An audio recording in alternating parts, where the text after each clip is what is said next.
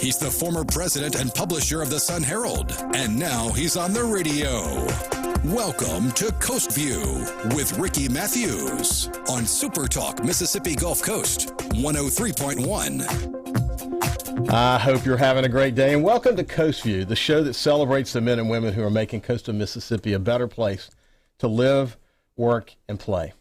Today is a continuation of my commitment to celebrate coastal Mississippi entrepreneurs who are doing extraordinary work. We're having a Coast Vue session today with Mark Henderson, a man who describes himself as a serial entrepreneur. Welcome to the studio, Mark. Thanks. Really appreciate you having me on. It's great to have you here, man. It's going to be a fascinating conversation. I think as we get into this, people are going to really see that. Mark, you actually wear a bunch of different hats, don't you? I do. You're an entrepreneur. You co-founded with your wife, Leslie, Mississippi's first brewery, Lazy Magnolia Brewing Company. You also co-founded Log Linear Group, which is a company that designs sophisticated radar systems and communications equipment. You are a design engineer. You're an inventor. You own multiple patents on acoustics and radar systems. You're an artist. You are deeply concerned and care about our community. So at the end of the day, man, you're a very interesting and talented man. And one other thing I want to share with you. When I studied you, I couldn't help but think about Elon Musk in the sense that he's an inventor. He is an entrepreneur, an engineer, a philanthropist. His mind is constantly running wild with, solving, really sophisticated engineering solutions.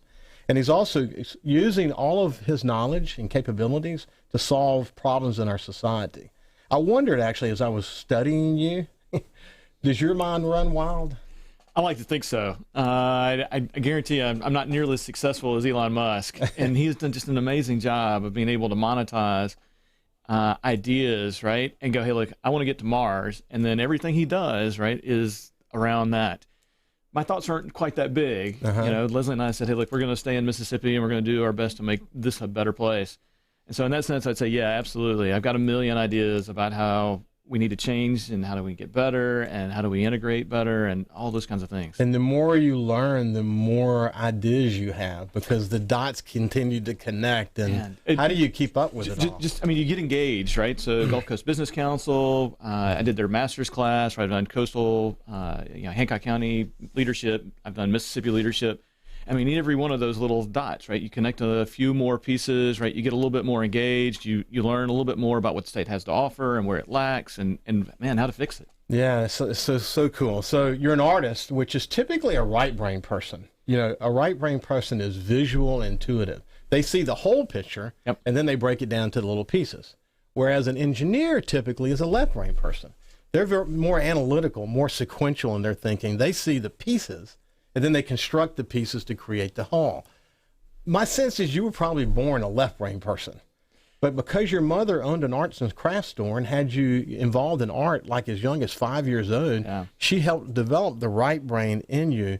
So, I was just curious, do you ever think of yourself in those terms?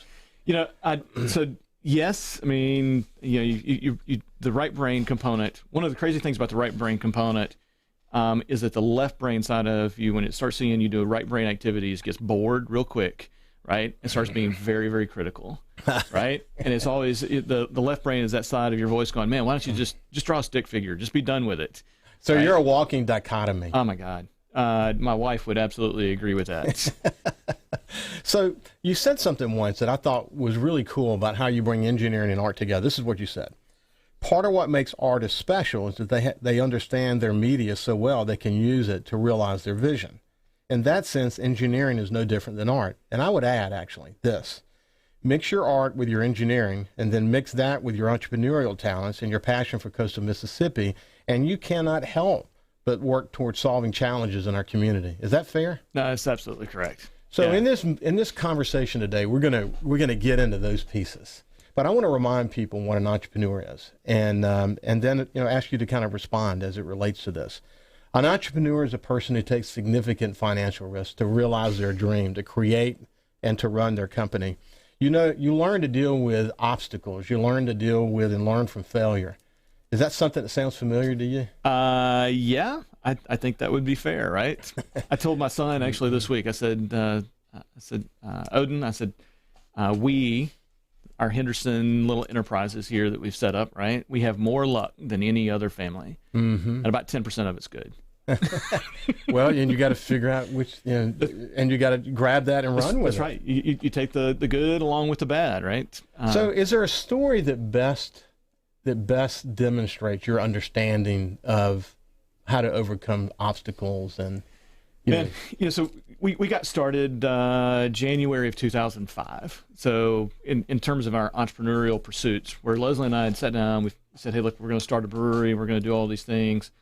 For those of you that remember, January of 2005 was exactly the wrong time to start a business. Hey, before you go any further, Leslie is a chemical engineer, and she could come and do a whole segment just by herself, couldn't she? Absolutely. Yeah. So and you know this, I mean, many years ago, right? Leslie and I won together.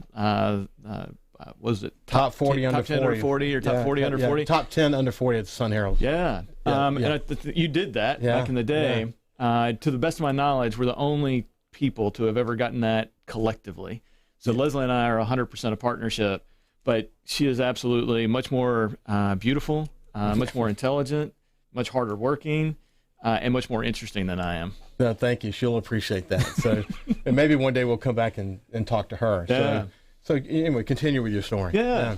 2005, worst possible time, January of 2005, we started business. We got all the way to August of 2005. We had encountered a pretty significant obstacle there when Hurricane Katrina wiped out all of our business.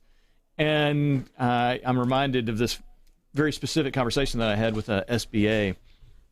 SBA comes through in January, I think, of 2006 to say, hey, look, we're here to do disaster assistance loans. And I was like, thank God, I had a disaster, could use some money. And they go, all right, so we filled out all this paperwork, reams of paper, got to the end of it. He says, Mr. Henderson, I want to make sure I understand the whole situation here. You borrowed a bunch of money, and you're actually already in our system because you had an SBA guarantee on that loan, because there's only one way a 29-year-old punk is going to get a bunch of money to build the first ever brewery in the state of Mississippi. And 82% of your business was on the Mississippi Gulf Coast beach. And not only do none of those businesses exist, but the buildings they occupied no longer exist. You have spent all the money you borrowed. And you have had no income for the last 3 months because Marines have actually occupied your building. And your collateral on your SBA loan, which is your house, you'd have not actually kept in merchantable condition because it's actually in the bayou. And I was like, when you say it like that, it doesn't sound real good. Yeah, I bet. And he goes, yeah, it's much worse than that. And I'm actually have to foreclose the loan you've got. And Leslie and I were left with this very interesting situation, which was that we declared bankruptcy, which was his recommendation, and we walk away from it. And in return, we get 7 years of purgatory, or we could cash it all in. 401ks, stocks, sell one of our vehicles. And when you talk about entrepreneurship and just how deep and dark that struggle is, when you had everything taken away from you and everything that you have left, you're willing to put up on the block and say, all right, I'm willing to roll the dice on this as well. Literally defines betting the ranch. That's 100%. It was all in. But I mean, the option was you can take failure today, or maybe you can put failure off another week. And as it turns out, the SBA guy was right. We should have declared bankruptcy and walked away from it, but we didn't. And so in January we didn't sell any beer, and in February we didn't sell any beer, in March we didn't sell any beer, and here you are, you're flying this plane, and you're burning the house down to make heat, and we got all the way down to mid that year, and we had some friends at Serenity Gallery there in Bay St. Louis, and they said, hey man, we know y'all are struggling. If there's anything that we can do, we're happy to help. And I was like, well, could I have the gallery for a second Saturday? And they're like, what would you do with it? And I was like, well, I've got some paintings, and I'd be willing to sell them. And so we took over the gallery on a second Saturday, and I put, I had 20 or 30 paintings, all kinds of different kinds of things. But one of those paintings was our original logo painting.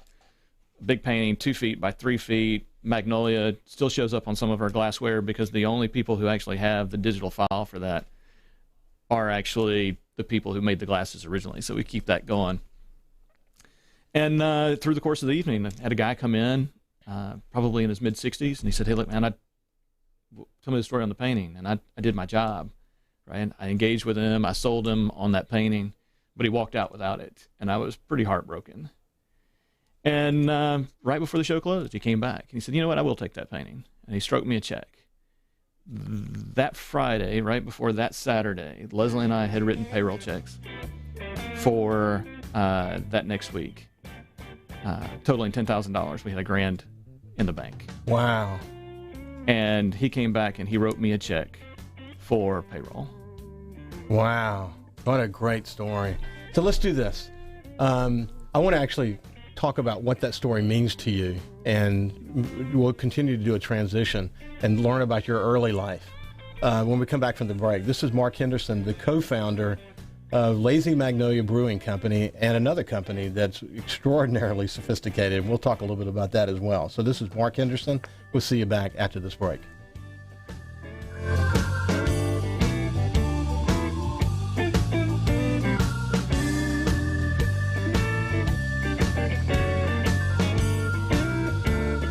Subscribe for free to the Coast Vue podcast on iTunes, Google Podcasts, Spotify, or wherever you get your podcasts. Just like money in your pocket, that's super fun. When you trade with us, you always get our best.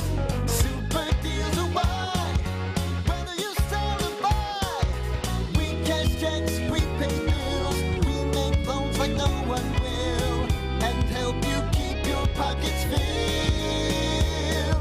Just like money in your pocket, that's super fun. Progressive presents Get Pumped. Inspiration to help you do insurance stuff. Okay, time out. You're gonna let your budget be the boss of you? Take control with Progressive's Name Your Price tool. Tell us what you want to pay for car insurance, and we'll help you find options that fit your budget. Here's some music to get you pumped. Da-dong, da-dong, da-dong, da-dong, dang, dang. I hear your budget laughing at you. Oh, wait, that's just those kids laughing at me.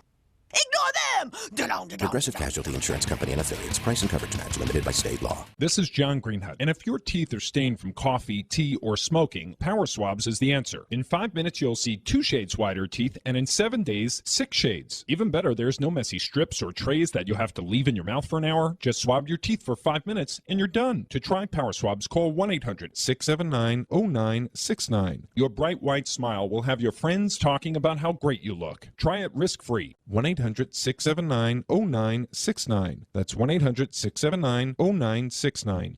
Have you made your New Year's resolution yet? Resolve to make 2020 a year to remember with a new lifestyle. At Arbor Properties, you'll discover features, amenities, and services that are only found at an Arbor Properties community. Whether you're looking to actively unwind in one of 5 fully equipped fitness studios, enjoy the free fitness classes, or reserve a spot with a personal trainer, Arbor Properties is the place to conquer your fitness goals. Arbor Properties apartment homes features granite countertops, custom cabinetry, luxury flooring, and upgraded fixtures.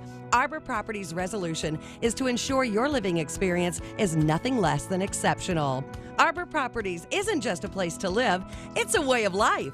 Let Arbor Properties help make 2020 your best year yet. Find your new home at Arbor View d'Iberville, Arbor Landing on the River in Biloxi, Arbor Place, Biloxi, Arbor Village at Pass Road Gulfport, or Arbor Station in Long Beach. Like Arbor Properties on Facebook. Inspire students and elevate learning outcomes with Ricoh Interactive Whiteboards from R.J. Young. Easily write, draw, edit, move, and save information. Connect your laptop or mobile device to turn static content into interactive lessons. Encourage participation with the easy-to-use Windows 10-based controller. To begin empowering educators, visit rjyoung.com/whiteboards.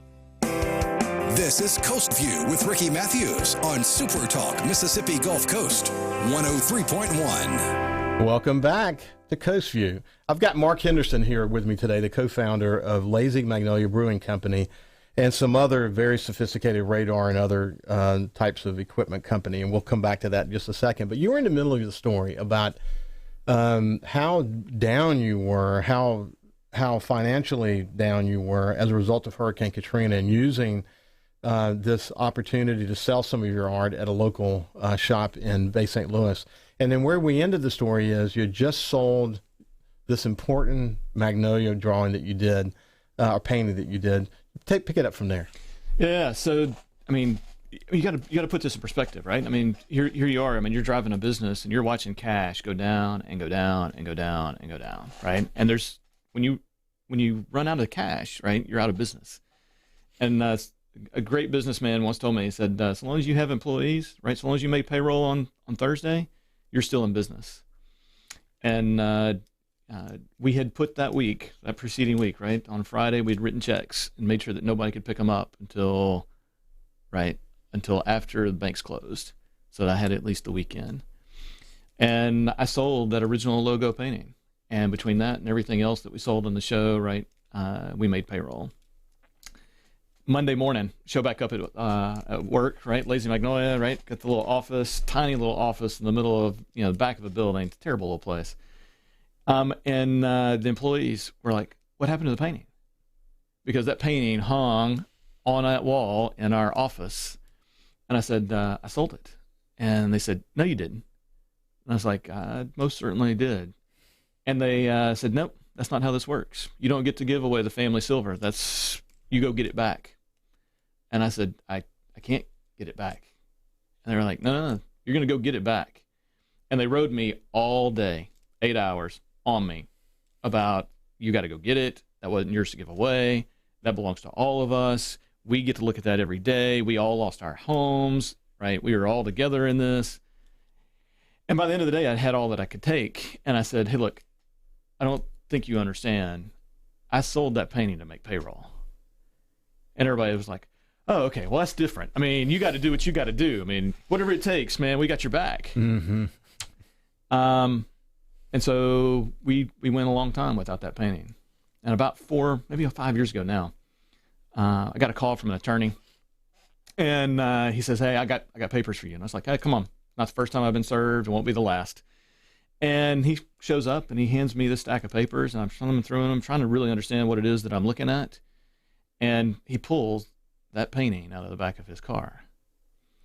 And the guy that I had engaged with that night, in his mid-60s, as it turns out, was a retired businessman. And he was an entrepreneur in his own right. And as he would write that story back to me, he says, I had no idea if I was giving that painting a good home or if by chance it would be some miracle that would get you another week of business and that you might stack together another miracle and another miracle after that and that you might make it. And I have been so very proud to have known that I was a part of where you're at today. And he had put it in his will that when he passed away, that painting would come back home. I'll be darned. And so that painting, since that time, has hung in our tap room. When we built out the tap room in 2017, we actually made a spot just for that painting. And I tell people that story, and they're like, so would you ever sell it again? And I was like, if that was the last thing I had to sell, like it was that time, and it would buy me another week of payroll, I would do exactly what is required. It's an incredible story. It's an incredible story. So the painting is currently in the Mississippi Museum, or about to be. They actually took it. So they're doing a thing on Prohibition. And if you haven't been to the two Mississippi museums, it's a great thing to do. And that painting will hang as part of that exhibition. Wow, that's an incredible story. Thanks for sharing that. But it does say a lot about determination and tenacity and the kind of situations you face as a business person. In this case, obviously it was Katrina, but it doesn't have to be. It doesn't have to be that. It does not. It could just be sales are down. It could be a competitor's, picking up its game. The Great Recession of 2008 was just as painful. Yeah. So it kicked off. I think it was in August as well of 2008. Mm-hmm. We went from having 2 weeks of inventory in the system to having 4 months of inventory in the system. We didn't sell a beer for 3 months. And it was all because everybody's stock market crashed, right? Everybody's 401k went down, and they refused to go out to eat. This is one of the reasons why I want to do this, Mark, is to not just celebrate entrepreneurship on the coast, but to educate people about the kind of risks that people are taking. It's not just financial. I mean, it hurts in every bone in your body when you're in a situation like that. And we should appreciate people like you because the opportunity that you have not only through Lazy Magnolia, but the other ventures that you're involved in, any of those could take off. Any of those could create enormous job opportunities. And in the last segment, we'll come back to that because I am curious to know more about, do you feel like Mississippi supports you the way that needs to be supported? And we'll come back to that in a second, in the last segment. But what I want to ask you about now, though, you were born in the Mississippi Delta and you were raised in Waynesboro. Tell me about that. Yeah, so my father was actually getting a degree in chemistry, getting his master's degree. He was working at Baxter Chemical, and he was getting his degree there in Cleveland. And so my birth certificate, I was born in Cleveland. My dad ended up being kind of on the military side of things, right? So he'd been drafted Vietnam era, decided that rather than be drafted, he would go and enlist. And so he enlisted, and he kind of got in that kind of habit of moving around a little bit. He couldn't get away from the South, but so we lived in Memphis for a touch and lived in North Carolina, just outside of Asheville for a touch. I still have memories of the Biltmore estate from when I was like 3 or something. And then eventually made his way back down to Waynesboro. Worked at what became Northern Electric Company and a blanket manufacturer there in the middle of nowhere, Wayne County. Had your mother always been in the arts and craft business, or is that something new for her? She's actually a home ec major out of Purdue University. Really? And her and my father met at some fort in Alabama that she was on a college program. I don't know. There's a whole story about her picking him up at an officers club. And they hit it off. And yeah, I was born there in the Delta. Waynesboro is where he ended up, and I spent most of my formative years. Went to school there. Eventually, he moved a little further over into Laurel, and that was about the same time that I got accepted to the Mississippi School for Math and Science, which is an absolutely just amazing and stellar program. It changed your life, doesn't it? No, it's absolutely insane how there are these little inflection points in anybody's life, right? And my dad used to tell me, he said, luck is simply being prepared for the opportunity. I don't know if you've heard me say this before, but literally every person I talk to talks about those inflection points. They talk about them as moments in their lives. Yeah. And the question is, when your moment occurs, are you ready for it? Because people's moments occur, and they're not ready. They don't see it, or whatever the situation. He said it could be a relationship with a boss, and they pick you instead of that person over there, and you don't think you deserve it. It could be an educational opportunity. It could be something like Katrina that changes things. But it literally changes the trajectory of your life. And the math and science school was that for you, wasn't it? Absolutely. Yeah, so it was kind of interesting. So I went to the math and science school. They did the placement tests. I ended up in remedial math.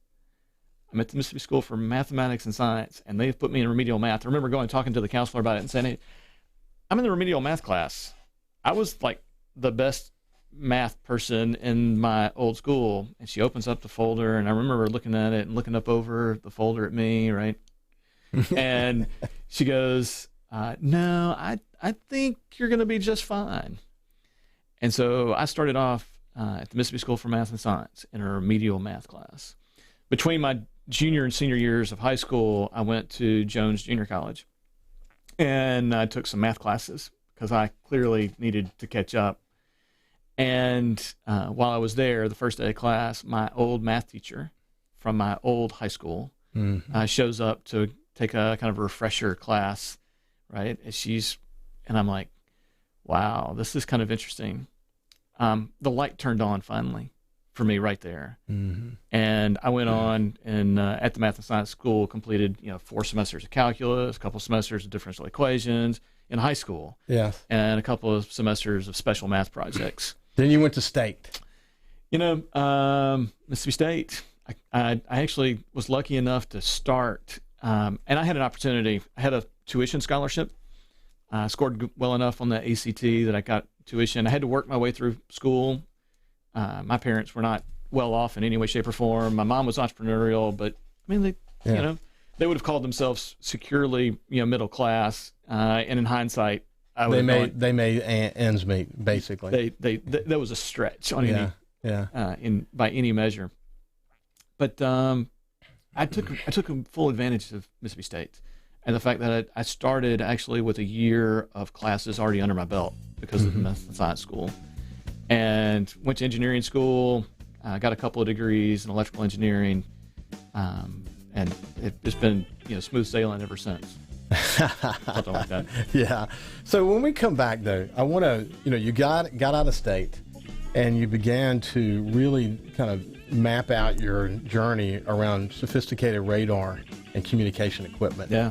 And we don't have that. We could literally take a whole show to talk about that. But what I want to do is just kind of hit the high points, then move to Lazy Magnolia, and then I want to talk about some of your desires to improve the community. But when we come back, we'll continue our conversation with Mark Henderson, who is the co-founder of Lazy Magnolia Brewing Company, right after this break.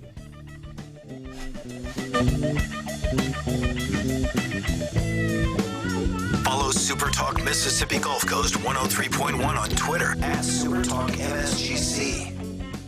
From the Singing River Electric and Coast Electric Newsroom, your news now.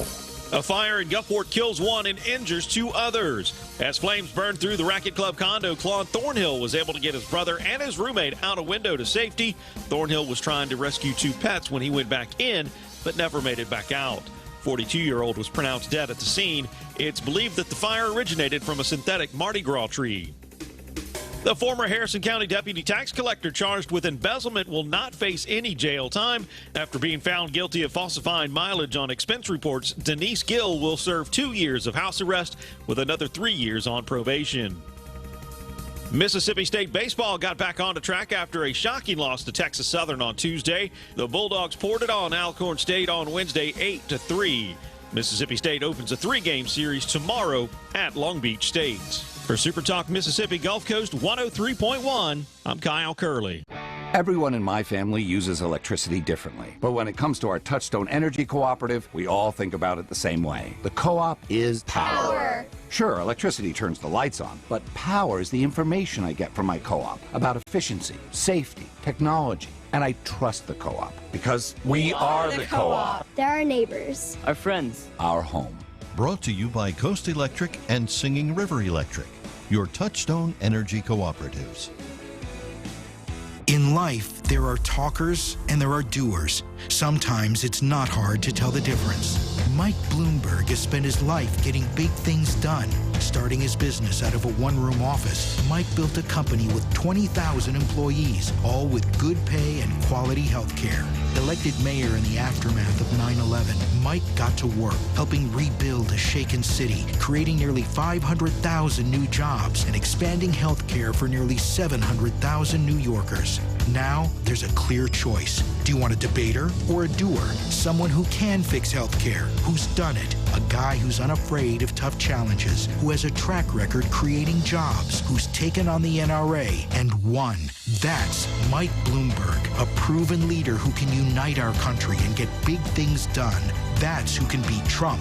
That's who we need in the White House. I'm Mike Bloomberg, candidate for president, and I approve this message. Paid for by Mike Bloomberg 2020. Eric Ohms, I'm an athletic trainer and serve as the sports medicine coordinator for Encore Rehab. I'm over our sports medicine program, sending athletic trainers to 21 high schools. One of the big things that we're looking at now is concussions. The things that you should look for when it comes to concussions on whether or not you should bring your child to the hospital are changes in behavior, vomiting, any worsening of a headache or dizziness, also visual problems or abnormal drowsiness. Any of these things you should send your child to the hospital as soon as possible. It is now state law. In 2014, Mississippi passed a state law that says anybody, any athlete that is suspected of suffering a concussion must be removed immediately from play, cannot be returned to play until they see a physician. And so our athletic trainers have a standardized protocol, step-by-step, that they follow when it comes to suspected concussions of the high school and junior high athletes. Hey, Hey, I'm the embarrassment emoji. The apology emoji and I noticed you're using us a lot lately. Instead, use the new C2C People Pay from the Citizens Bank and make splitting the check at dinner, paying soccer fees, the babysitter, anyone as easy as sending a text. You get more happy emojis, and we get time alone with that cute meme. Introducing C2C People Pay from the Citizens Bank. Pay your share, your family, your friends, the easy way. Member FDIC. Hey, I'm Steve Azar, and you never know who or what you'll hear when I spend a Mississippi Minute with my friends. We are with the fabulous Norbert Putnam as he played on so many hit records, you can't count them, and produced for some of the biggest acts ever. We got to talk Jimmy Buffett. One day at breakfast, he says, I started a new song. He says, about a night and a day in Key West, I played a bar and I got drunk, and coming home, I stepped out of my flip-flop, and I just kept going. I stepped on a beer can. And the next morning, I'm up, and I'm hungover, and I'm trying to make a margarita. I got some shrimp boiling. I can't find the salt. I said, Jimmy, I kind of like this. And he said, yeah, I think I'll call it Margaritaville. In a Mississippi Minute. Be sure to check out In a Mississippi Minute with me, Steve Azar, right here on your local Super Talk Mississippi station, and now on iTunes, Google Play, and Stitcher. The Mississippi Power Weather Center. Your weather now. With no mention of rain in the forecast, at least through Sunday night, Monday morning, looking good. Today, sunshine with highs and lows to mid-50s. Clear and cold tonight again. That low getting down to about 38. Sunny tomorrow, 61 the high. Clear and cool tomorrow night. Lows in the mid-40s. On Saturday, mostly sunshine. Highs in the mid-60s. Visit MississippiPower.com/ways to save to learn about programs and resources that can help you save energy and money on your electric bill. He's the former president and publisher of the Sun Herald, and now he's on the radio. Welcome to Coast View with Ricky Mathews on Super Talk Mississippi Gulf Coast 103.1. Welcome back. We've got Mark Henderson, the co-founder of Lazy Magnolia Brewing Company, and really almost an Renaissance man, someone who's done a lot of important work in engineering and just work in the community. But where we left off, we were, he had gone to Mississippi State and done a lot of learning at the Math and Science School, and then Mississippi State. And now he's an engineer. He's got a master's degree in engineering. He comes back and pick it up from there, Mark. Yeah. So here Leslie and I, we've started this partnership. Right. We get married. She was young. I'm not allowed to say how young, but she was young, right? I was 23 at the time, way too young to be making those kinds of decisions, but I mean, that's where we were at in life. And I got a couple of job offers. One was in Huntsville, and one was here on the Mississippi Gulf Coast, a little company called Planning Systems. They worked, kind of out of Stennis and a variety of things, and it was both jobs would have been great opportunities. And Leslie and I sat down and I said, hey, look, what do we want to do? I mean, all of our peers were leaving the state, going to places like Atlanta and California and after Boston. all, our number one export is our brain power. Number one. Not many people appreciate just how critical that is a true statement. Yes. And so we made a decision. We said, hey, look, we'll stay in Mississippi. And so I moved down to the Mississippi Gulf Coast, took a job at Planning Systems, a defense contractor, designing, communications equipment, underwater telemetry stuff, all kinds of craziness. Mm-hmm. And did that for, a decade. Got some really great opportunities, worked on some really crazy technologies. We built a gunshot sniper detection system that would sit on your shoulder, and if someone shot at you, it would tell you where he was at. That's actually in the field. Mm-hmm. There are people who are using that today, and it is saving lives. We worked on a technology that allowed people to drop payloads from C-130s down to the ground, make sure that they would hit the right spot. And we've gotten letters back along the way where people have said, hey, look, I got the parts to fix my helicopter because of you. Mm-hmm. And we flew that thing out of there. And, I mean, and that touches you, yeah, right? When you go, hey, look, there's a guy who got to go home to his family because of, the nights and the weekends and the long hours that you put in making sure that would work when it needed to work.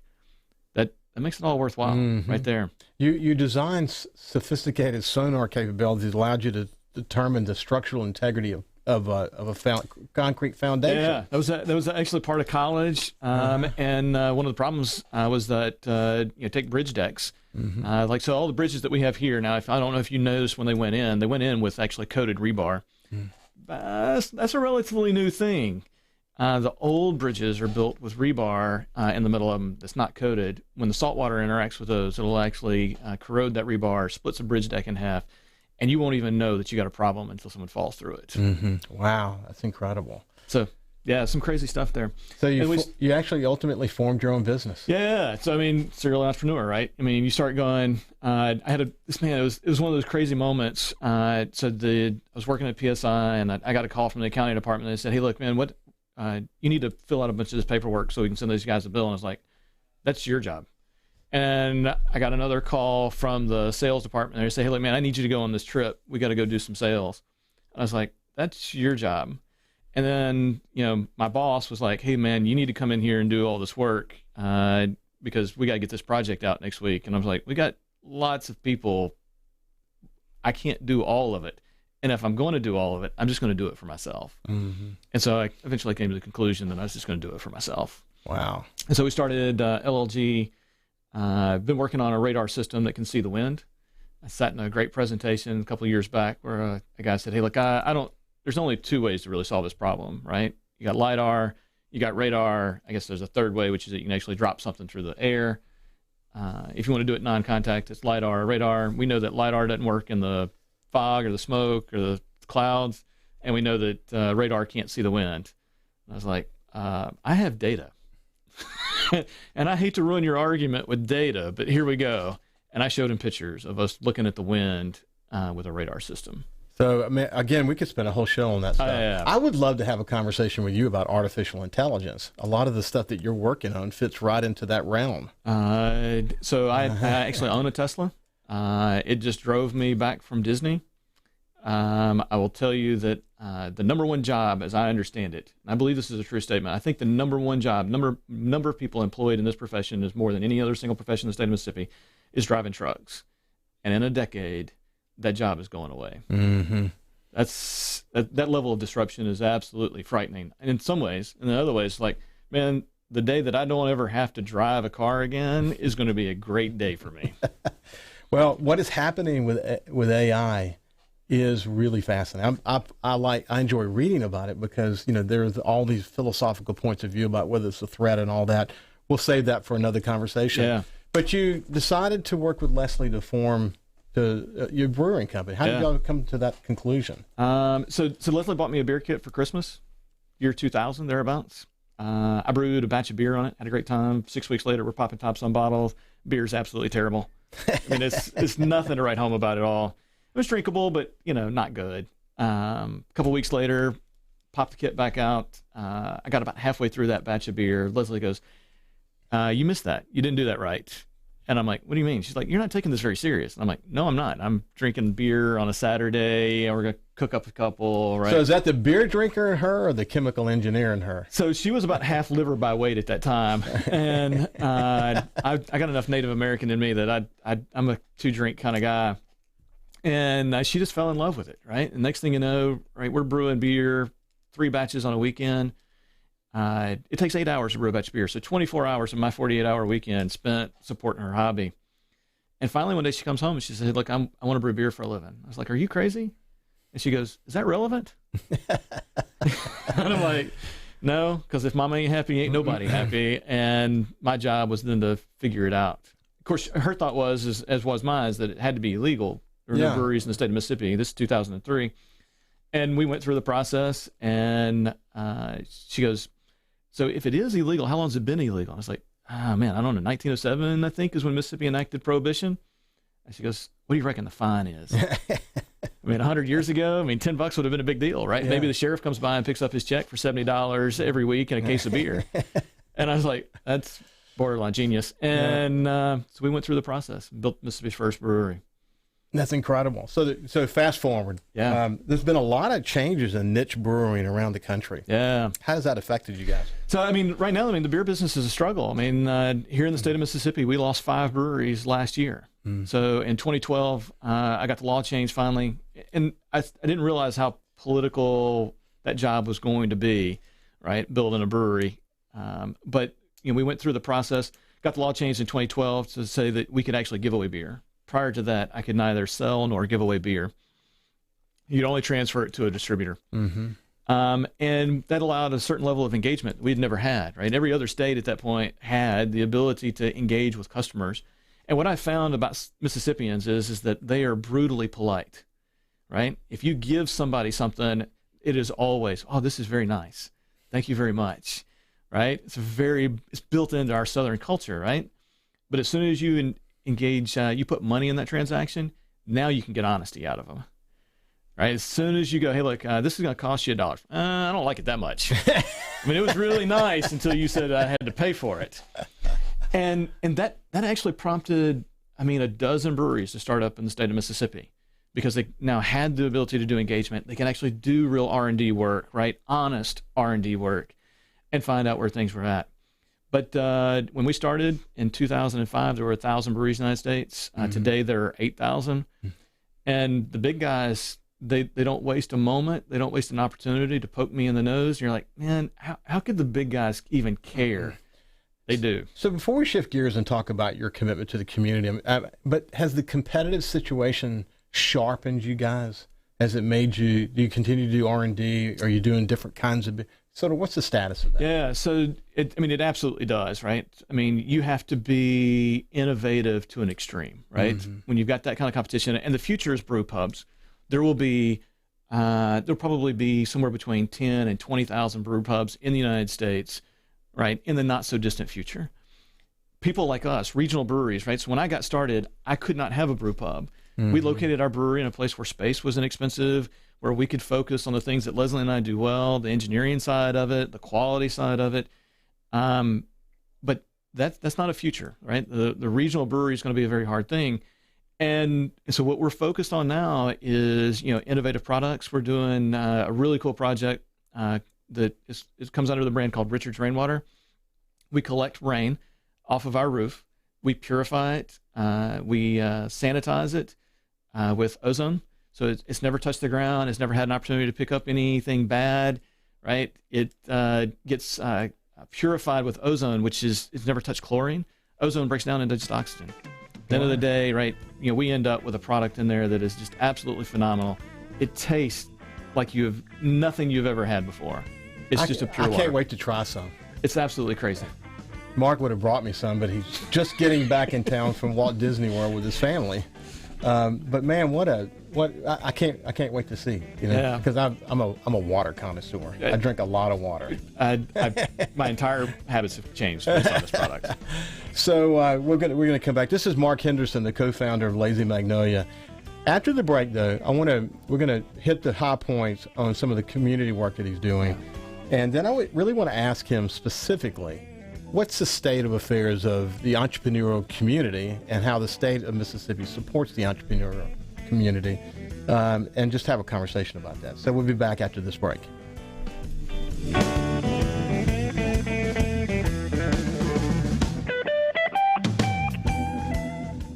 Are you ready to invest in your future and work with a Southern brand you know and trust? Jenny King, the king of clean, is in very high demand right now in this area. So we're looking for motivated, customer-oriented people who want to pursue the dream of working for themselves, but not by themselves. Go to JennyKingCleans.com now and see how our proven track record can help you become financially independent with a company that has been cleaning for over 30 years. That's JennyKingCleans.com. Jenny King, the king of clean. Summer days, winter nights, my heating and air ain't working right.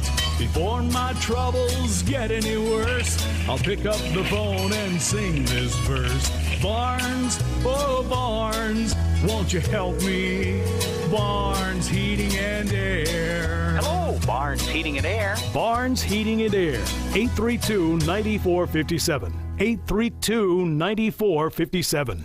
Dude, I'm conflicted and I really need your help. I'm having trouble figuring this out. I'm in love with both of them and for different reasons. In the morning, I think of one, and in the evening, I think of the other. What's the problem? Well, in the mornings, I have to have it because it just totally gets me going, and there's no denying it. Hot, silky, smooth, and delicious. But then in the afternoon, my other love calls me, and I can't say no. Full body, just as tasty and refreshing. Sounds like you've got a problem. I do. I'm in love with coffee, and I'm in love with beer. There, I've said it. I want both. I want them all the time, and I want one when I have the other, and the other way around. And I don't care who hears it. I'm in love with PJ's Coffee and amazing morning menu. But then I'm right back in the afternoon because I love PJ's sandwiches and new beer selection. Dude, you're covered. PJ's Coffee, Exit 50 North, Ocean Springs, Latimer, has the best coffee on the coast. Plus, craft beer on tap, farm-to-table coffee.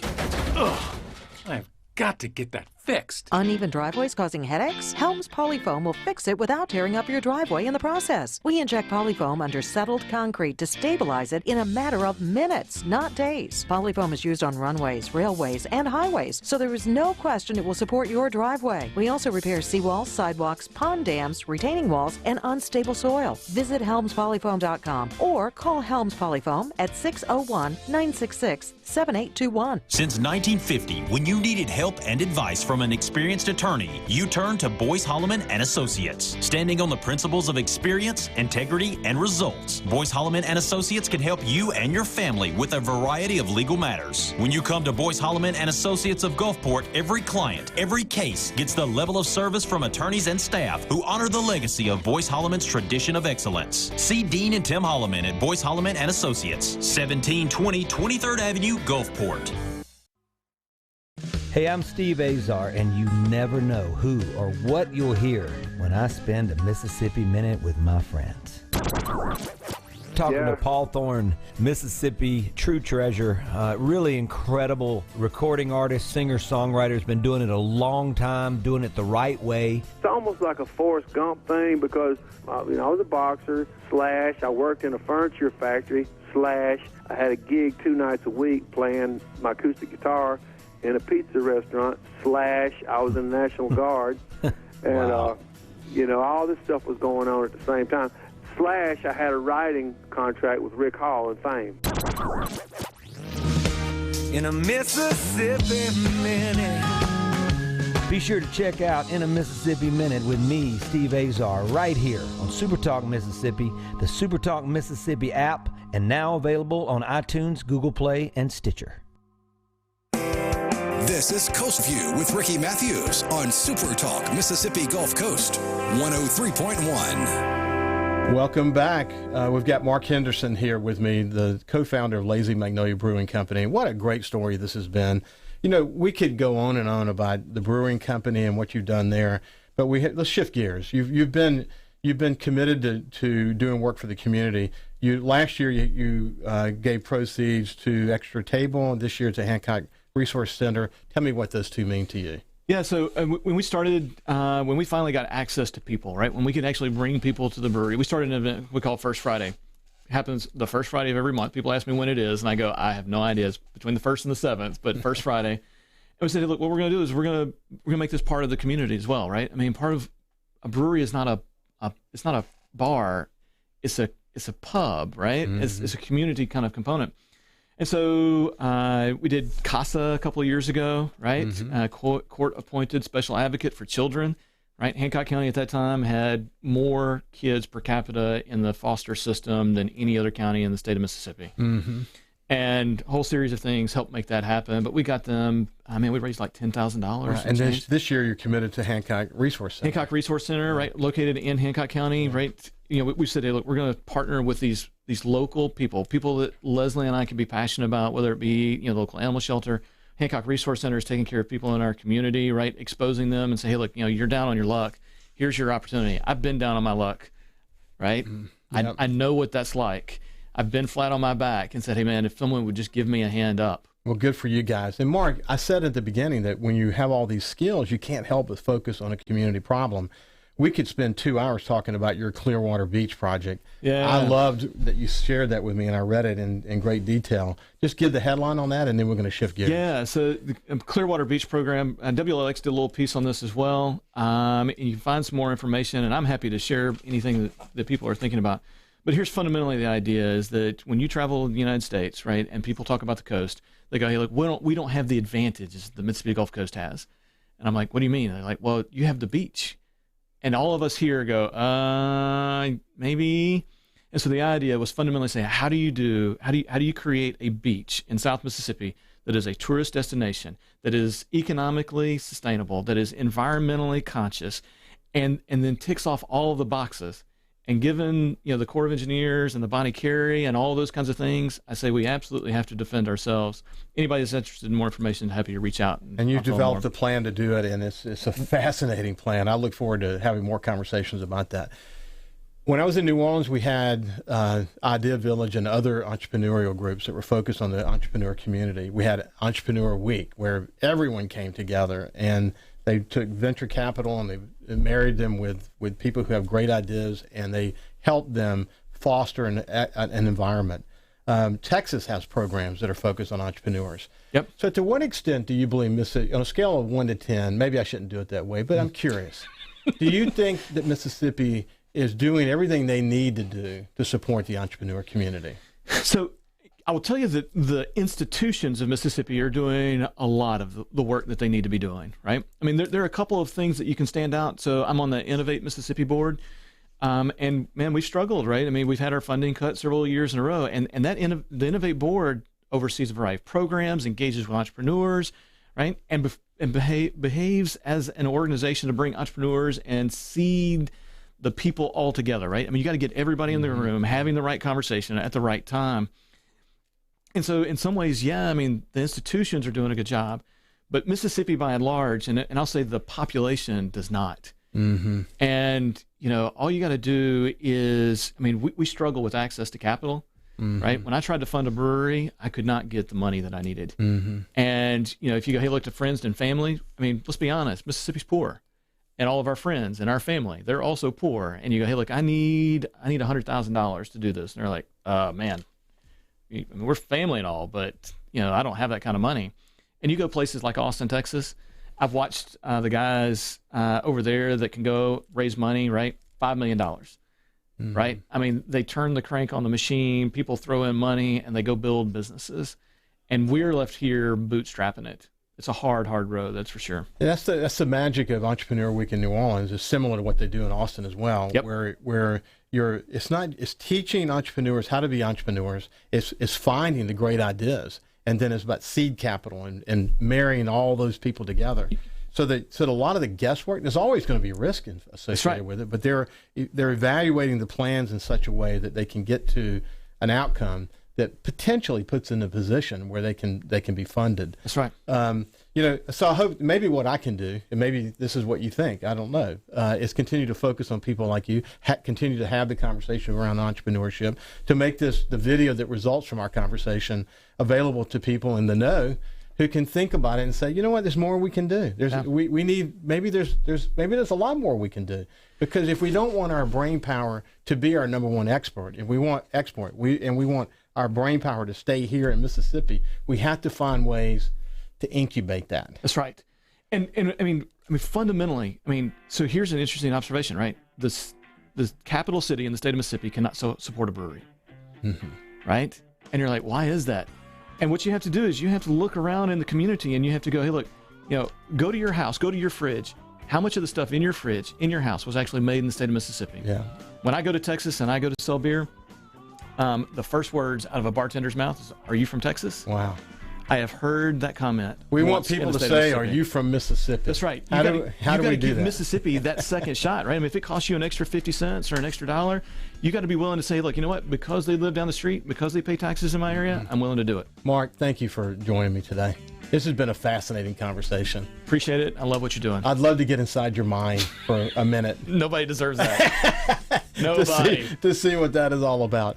Anyway, this is Mark Henderson from Lazy Magnolia, and it's been a real inspiration. Tomorrow we have Bill Holmes Sr., a Coast character from the Coliseum. We'll see him tomorrow. That's it.